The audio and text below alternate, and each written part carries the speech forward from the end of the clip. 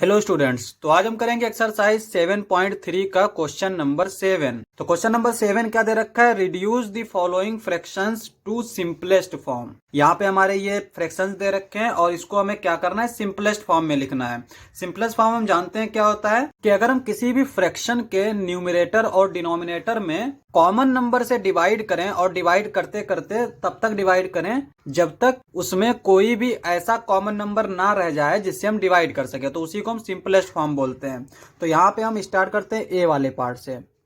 तो यहाँ पे ए वाला पार्ट हमारा क्या दे रखा है? 48/60। अब यहाँ पे हम डिविजिबिलिटी टेस्ट का इस्तेमाल कर सकते हैं। यहाँ पे लास्ट में 8 है और जिस नंबर के जो वंस प्लेस पे 0, 2, 4, 8 होता है वो हमारे 2 से डिविजिबल होते हैं, तो इसका मतलब ये 2 से डिविजिबल होगा।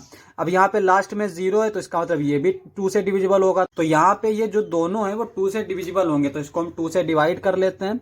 48 को 2 से डिवाइड करेंगे, 2 2 जा 4, 2 4 जा 8।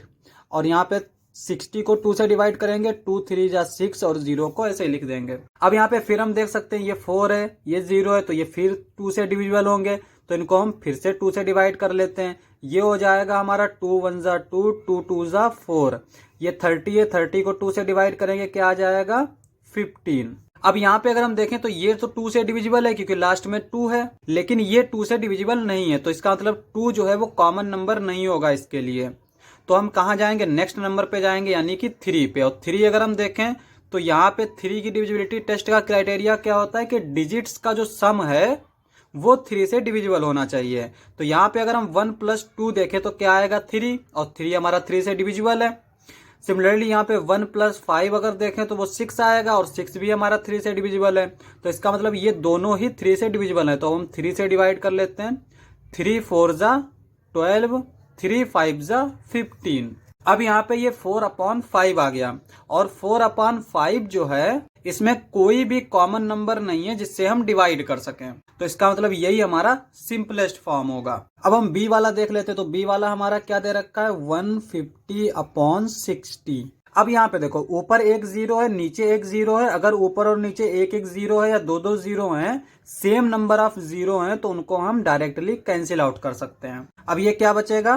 15/6। अब यहाँ पे 15 जो है वो 2 से डिविजिबल नहीं है, तो इसका मतलब हम 2 से डिविजिबिलिटी चेक नहीं कर सकते क्योंकि हमें ऐसा नंबर लेना है जो दोनों ही को डिवाइड कर दे। तो यहाँ पे 2 से नहीं होगा तो 3 पे जाएंगे।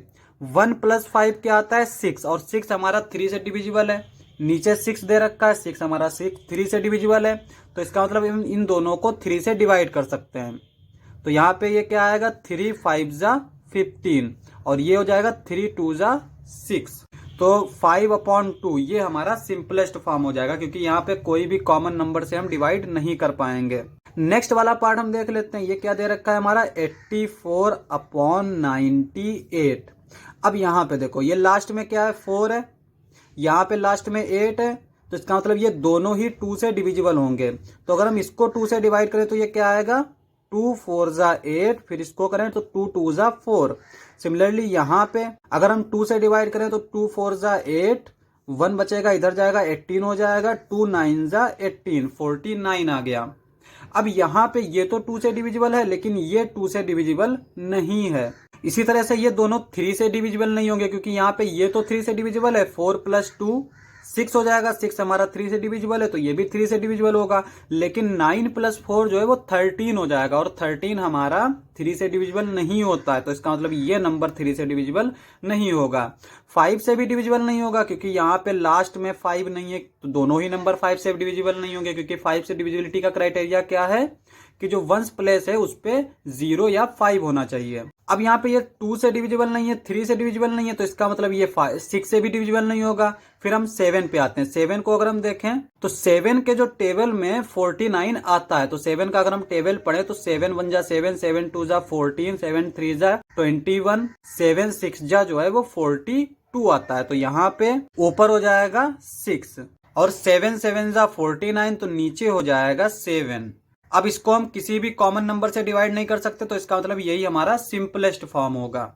नेक्स्ट वाला पार्ट देख लेते हैं। तो नेक्स्ट वाला पार्ट हमारा डी वाला पार्ट, ये क्या कहता है? 12/52।